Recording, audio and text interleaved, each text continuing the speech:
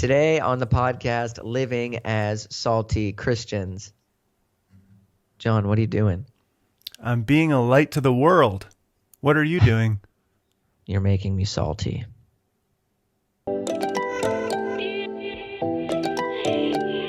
Hey everyone, welcome to the Elmwood Midweek Bible Podcast, where our goal is to help you understand your Bibles and see how everything in it connects to Jesus. This past Sunday, we finished looking at the Beatitudes in our sermon series on the Sermon on the Mount, and we faced the uncomfortable reality that the repeated and climactic note of the life of flourishing laid out in the Beatitudes is persecution for following Jesus. Talk about an uplifting message. Today, it's right. Today, we are going to take a closer look at what Jesus means when he says that we are salt and light. When we hear the word salt and light, and when we hear those metaphors specifically applied in our cultural context, we just got to pause for a moment and realize that when we hear those words used, they mean basically nothing like what Jesus meant when he said them. Mm-hmm. So, for example, when we hear somebody described as salty, right? The word salt applied to a person, it's typically really not a good thing, right? It means somebody's crass. It means that they're jaded. It means that they just don't care anymore.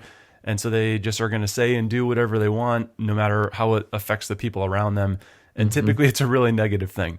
And that's for sure not what Jesus meant when he was talking about Christians being salt. Yeah.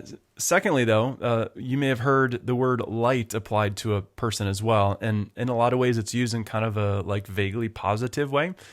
So you may have heard somebody, something said about somebody that they are, that they light up the room when they come in.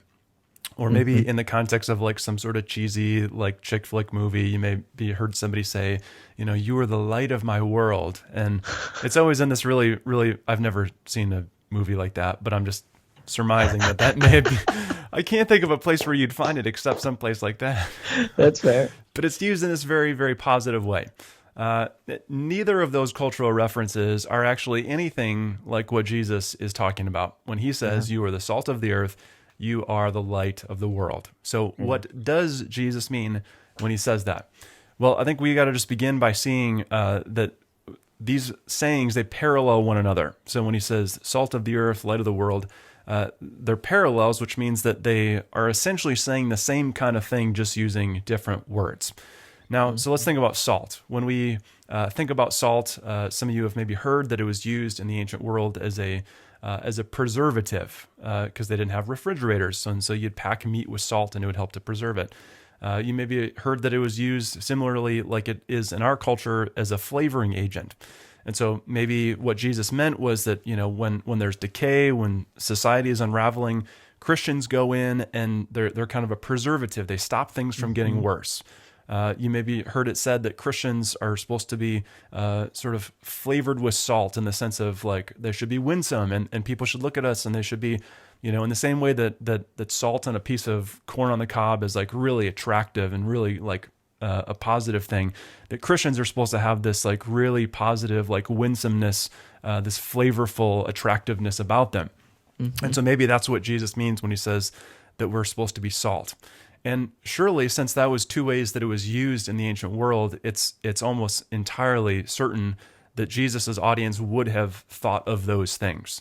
But I think we got to realize that those things only find their true meaning as it relates to the covenant. So in the Old Testament, specifically in places like Leviticus chapter 2, I'm just going to read you one verse from there, which talking about a grain offering says, "Season all of your grain offerings with salt. Do not leave the salt of the covenant of your God out of your grain offerings. Add salt to all of your offerings."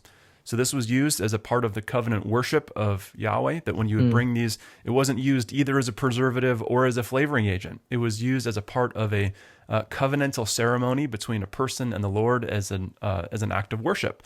And so it was in this context that salt was used. Similarly, in the Old Testament, the word light is used often, and it's used to refer to Yahweh himself, that Yahweh is our light.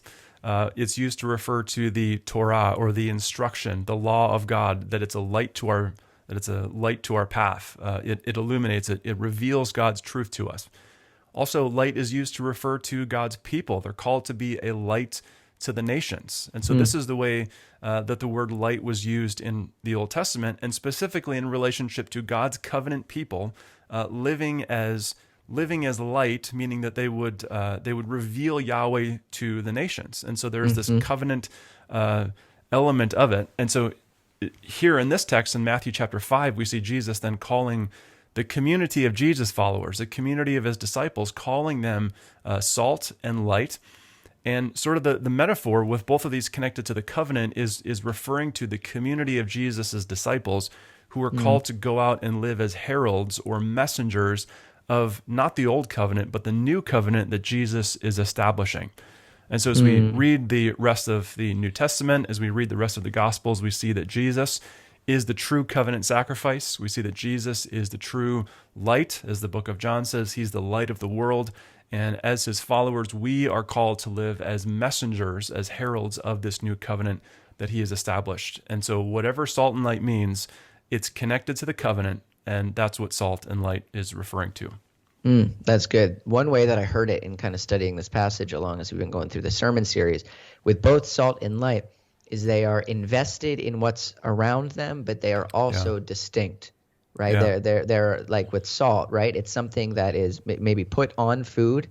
It is part of what's going on, but it's also distinct. It stands out. Right. And as messengers, I think that God's people are called to do that. One of the other things that came up in studying this is just the Jewish idea of salt. There were some rabbis in Jesus' day that were talking about salt in terms of also being a symbol of wisdom. And so if you are lacking salt, it's like a shorthand way of saying that you're foolish. So as we're thinking about being salt and light to the world, right, I think there's a level there that when Jesus says, if salt's lost its taste, like how is it going to be effective? How is its saltiness to be restored? The rhetorical answer to that is it's not. Right. So if we are not living wisely, or if we are, in other words, if we are not following God in the way that he has designed us to function in his world, then we are not going to be good messengers of the covenant that has been fulfilled in Jesus. And so maybe that's helpful for you to think through. Let me give you a couple just application thoughts or questions here. So here's your first application, and I'm going to get right to it. Here it is. Jesus is very clear about this. Living as a witness of Jesus will bring persecution.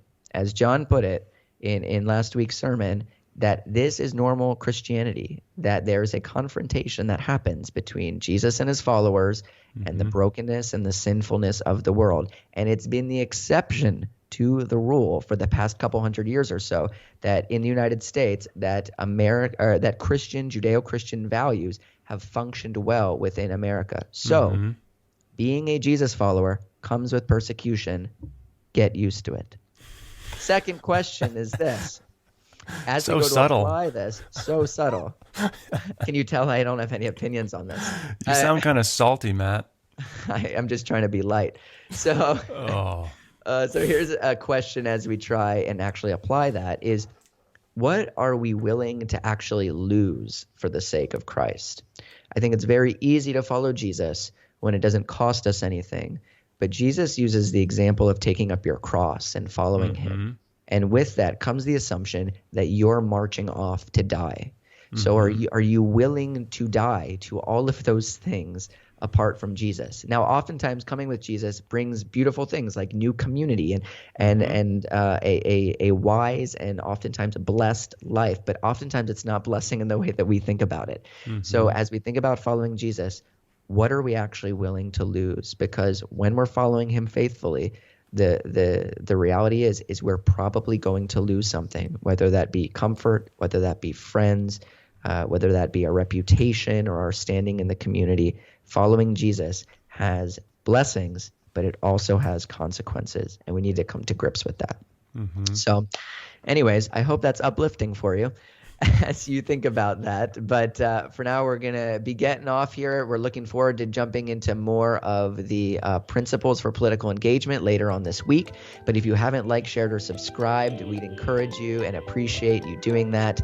But for now, this is John and Matt signing off. Thanks for joining us.